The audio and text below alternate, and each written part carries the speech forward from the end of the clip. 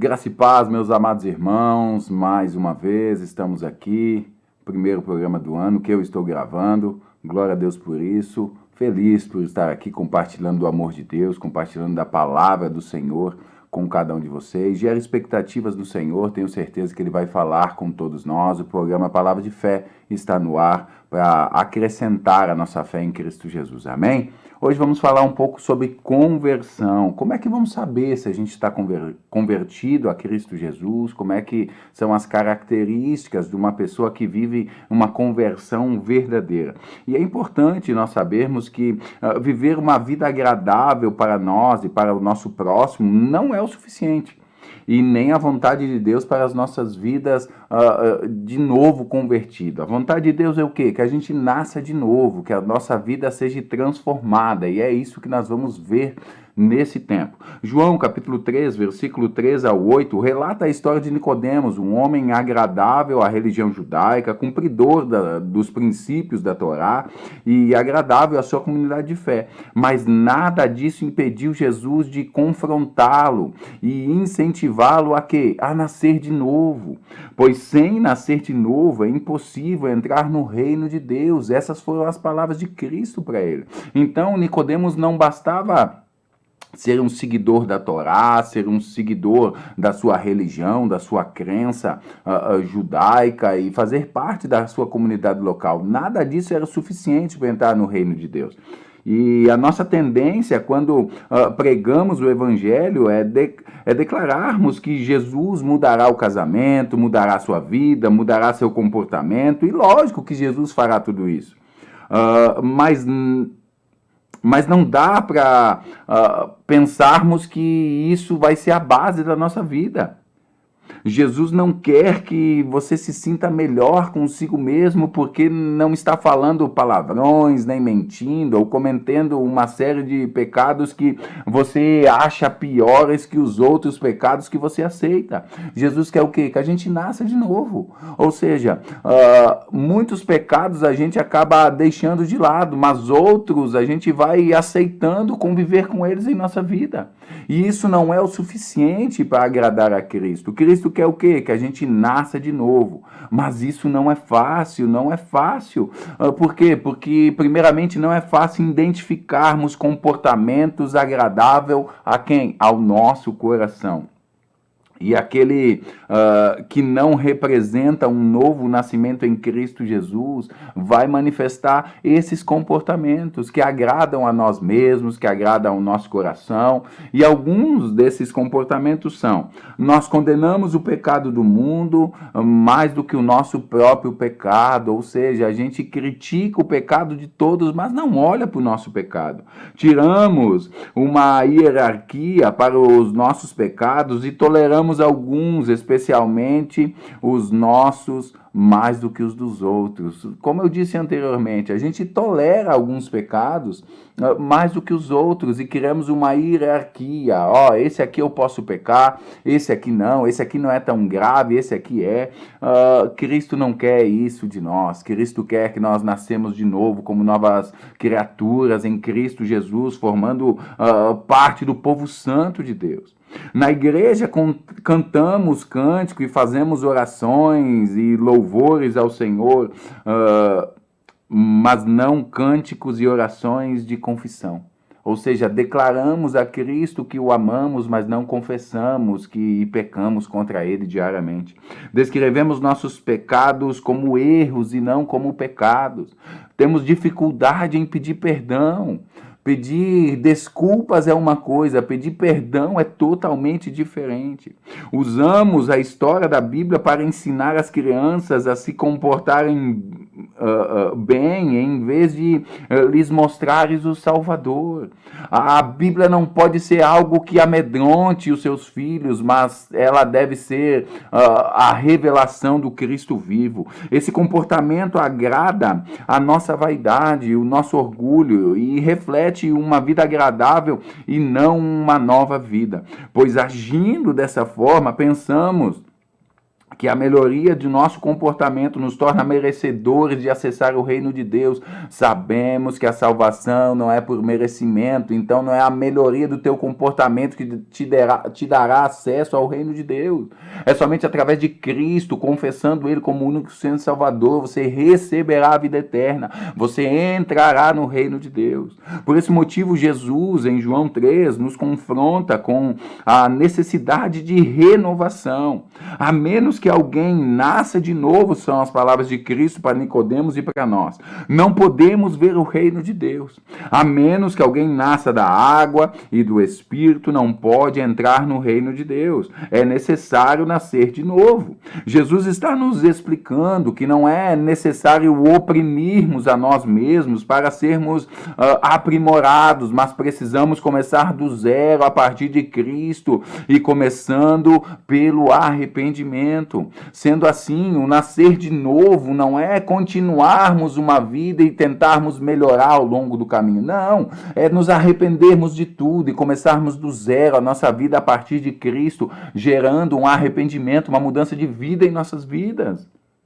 Ezequiel 36, do 26 ao 29, nos diz: eu vos darei um coração novo, e porei um espírito novo dentro de vós. Removerei de vossa carne o coração de pedra, e vos darei um coração de carne. E colocarei meu espírito dentro de vós, e os farei andar nos meus estatutos, e ter o cuidado de obedecer às minhas regras. Serei o meu povo, e eu serei o vosso Deus, pois eu vos livrarei de todas as vossas impurezas. Esse texto representa um novo nascimento, que o próprio Cristo, o próprio Deus, arrancará um coração de pedra e colocará dentro de nós um coração de carne, um coração disposto, um coração acessível ao Cristo vivo, a colocar os seus mandamentos dentro do nosso coração.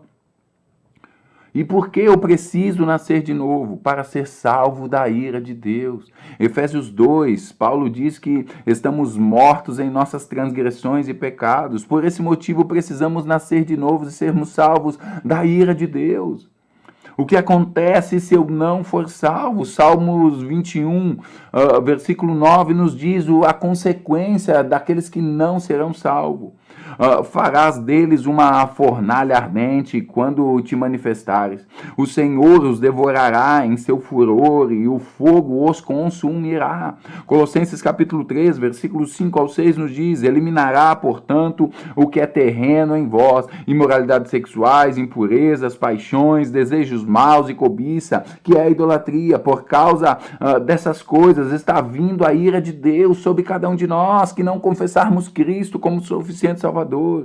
Isso não significa que Deus é mau, não.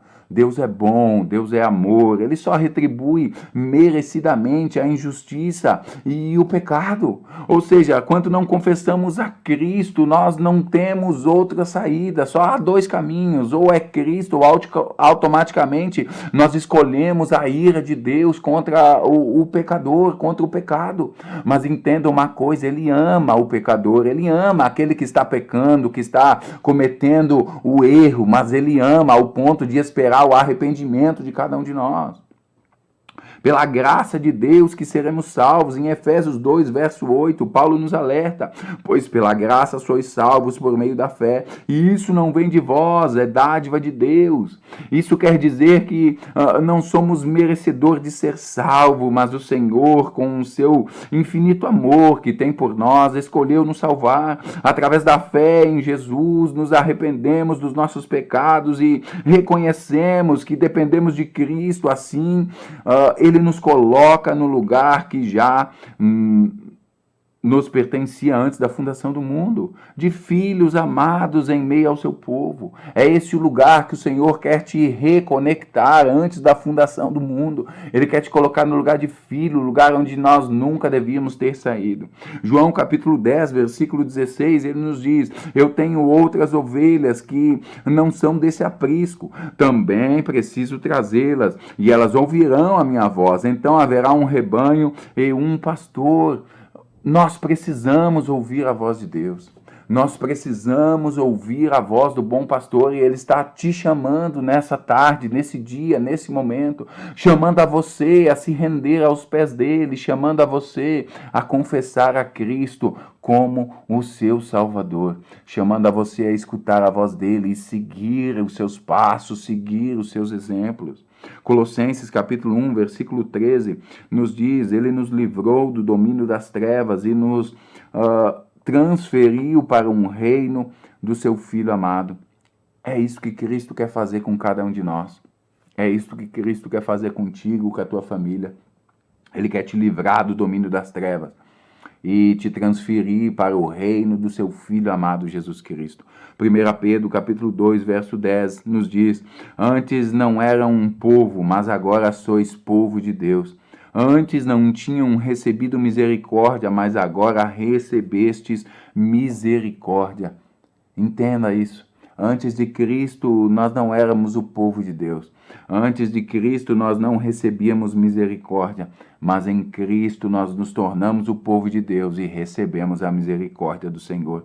Desde o jardim, querido. Desde o jardim, passando por Adão e seus descendentes, Israel e pela igreja, até a nova Jerusalém. Deus sempre trabalhou para salvar o seu povo, para o seu Filho. Isso significa que somos cidadãos eternos, com a habitação do Espírito Santo em nossas vidas, fazendo parte de um só corpo em Cristo com nossos irmãos. Tudo isso é relatado por Paulo em Efésios capítulo 2, do 1 ao 22. Se você puder ler na sua casa, ler aí com a sua família, faça isso.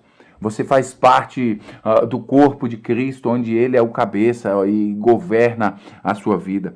Todo esse plano não é por merecimento das pessoas, mas para a glória de Deus. É isso que Deus planejou para as nossas vidas desde o princípio, desde o jardim. Começou num jardim, um relacionamento, Deus se revelando para o povo e terminará na nova Jerusalém, quando o próprio Deus habitará com o seu povo. A Bíblia não é um manual de regras, é sim um manual de princípios que nós devemos seguir, mas o principal motivo para nós adentrarmos nas Escrituras e lermos as Escrituras, porque a Bíblia é a revelação de Deus. Então não tem como nós conhecermos a Deus se não lermos a palavra dele. Então se debruce nas Escrituras e conheça o Deus vivo que está querendo se revelar para você. Ele quer revelar o seu coração, o coração do Pai, a cada um de nós. Ele quer revelar o seu amor, a sua esperança, a sua bondade. É isso que ele quer fazer nesse tempo. Então abra os ouvidos nesse tempo, para que a palavra do Senhor adentre, separando a sua alma do seu espírito e cravando na tábua do teu coração as palavras da vida eterna.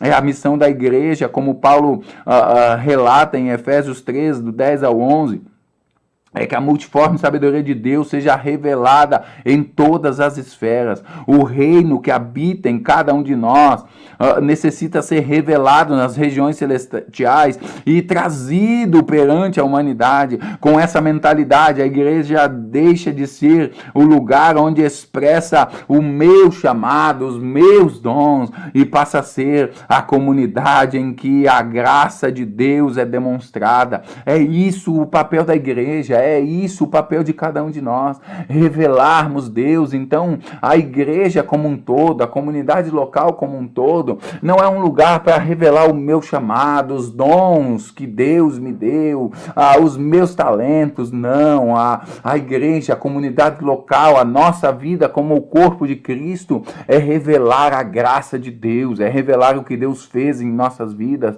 é revelar a misericórdia de Deus através da noiva de Cristo. Por isso, receba a graça de Deus em sua vida, receba o amor de Deus em sua vida. Aleluia. Aleluia. E qual é o caráter da nossa resposta? Qual a nossa resposta como filhos amados do Senhor que temos dado nesse tempo, nessa geração? Precisamos tirar os ídolos do nosso coração e priorizar Deus nesse lugar. E para isso acontecer, exige uma mudança radical em nossas vidas. 1 Tessalonicenses, no capítulo 1, no verso 9, nos diz: vos convertestes dos ídolos a Deus para servirdes ao Deus vivo e verdadeiro. Nós precisamos arrancar os ídolos do nosso coração, a vaidade, o orgulho, a soberba, tirar tudo isso do nosso coração e colocar Deus como prioridade em nossa vida. A conversão exige um arrependimento, exige uma decisão radical em nossas vidas. E isso significa mudança de mentalidade e, consequentemente, de atitude. Só assim nós vamos transbordar a unção que carregamos, só assim vamos transbordar a essência de Cristo em nossas vidas. 1 Tessalonicenses 1, do 5 ao 7, nos diz: nosso evangelho não chegou a vós somente em palavras, mas também em poder e no Espírito Santo, e com plena convicção, e vos tornastes nossos imitadores e do Senhor, pois recebestes a palavra em meio a muitas aflições, com alegria do Espírito Santo, de modo que vos tornastes exemplos para todos os crentes da Macedônia e Acaia. O verdadeiro arrependimento é isso, queridos. É uma nova adoração, é um novo tempo de estar no Senhor. Tem um aspecto de uma vida transformada, mas a mudança de comportamento é resultado de mudar o alvo da nossa adoração.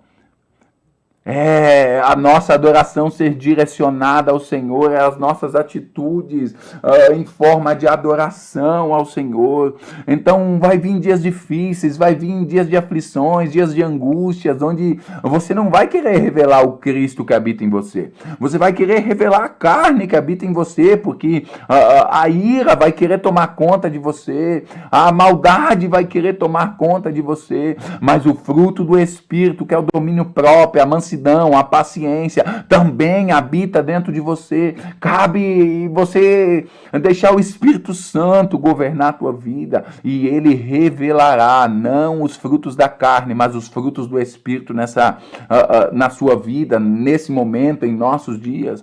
Por isso, deixe que o Espírito Santo revele os frutos do Espírito nesses dias, em sua vida, na tua casa. Esqueça aqueles que te magoaram, esqueça aqueles que te ofenderam, libera o perdão sobre a vida deles. Ande em mansidão, ande em paciência, ande em amor, ande na graça do Senhor, e eles serão transformados através das suas atitudes, dos seus testemunhos, porque Cristo vive em você.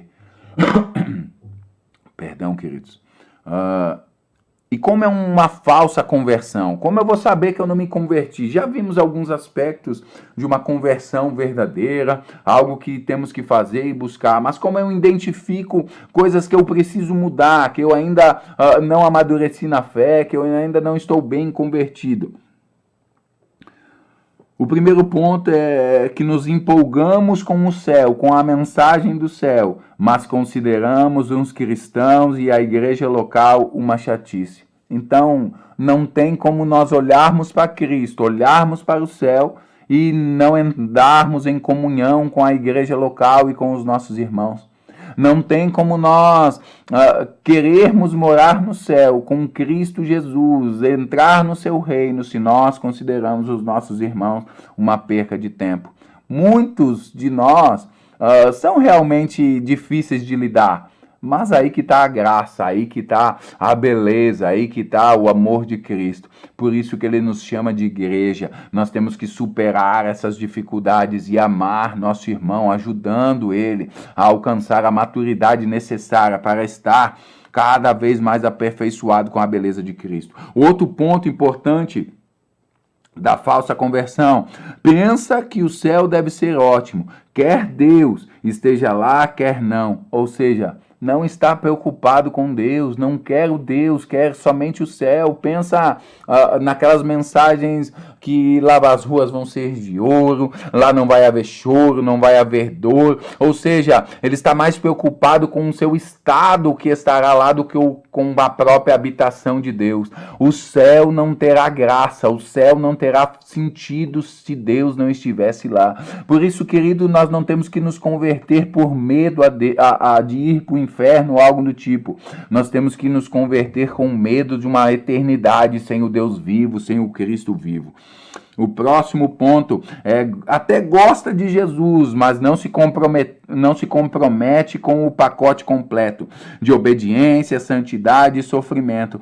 Eu até frequento a igreja evangélica, Jesus é legal, ele falou que vai salvar minha vida, falou que vai me levar para a eternidade, mas esse negócio de obedecer, de viver em santidade, de eu ter que sofrer muitas vezes e continuar adorando a Cristo, não é comigo, eu não sirvo para isso não, querido.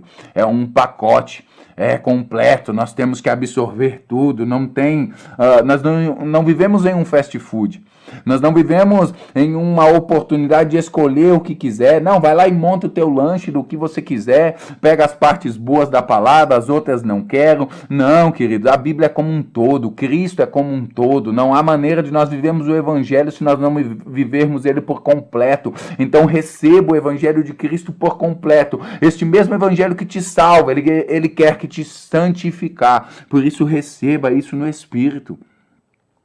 Outro ponto importante da falsa conversão, não sabe fazer distinção entre obediência motivada por amor ou por legalismo, ou seja, só obedece se alguém mandar, só faz se for meio que obrigado ou ameaçado. Eu sei, queridos, eu sei que no contexto da igreja apareceram muitos falsos líderes e lidando com ameaças, com maldição, dizendo que se não obedecermos Deus vai matar a nossa família e tudo isso. Mas esqueça isso, fique com a palavra de Deus. Deus não quer matar você, muito menos a sua família, mas sim, Deus quer que você se arrependa e se converta dos seus pecados e entregue a sua vida e ande em obediência por amor a Ele. Ande em obediência, abandone o pecado, não com medo de ir para o inferno, mas abandone o pecado porque Ele te ama, Ele te amou primeiro, e nós vamos retribuir esse amor amando Ele de volta e amando ao nosso próximo como a nós mesmos. Nós nos incomodamos muitas vezes, mais com o pecado dos outros do que com os nossos próprios pecados. Dá pouco valor à graça e muito valor à própria comodidade. Nós damos mais valor a estar na nossa zona de conforto, no nosso lugar de comodismo, do que com a graça do Senhor. A verdadeira conversão, querido, é identificada de acordo com João, por algumas características que estão na sua primeira carta, lá no finalzinho da sua Bíblia. A primeira característica de quem nasce de novo é ama seus irmãos em Cristo e a igreja local, porque ama a Deus. 1 João, capítulo 5, verso 1, nos diz isso.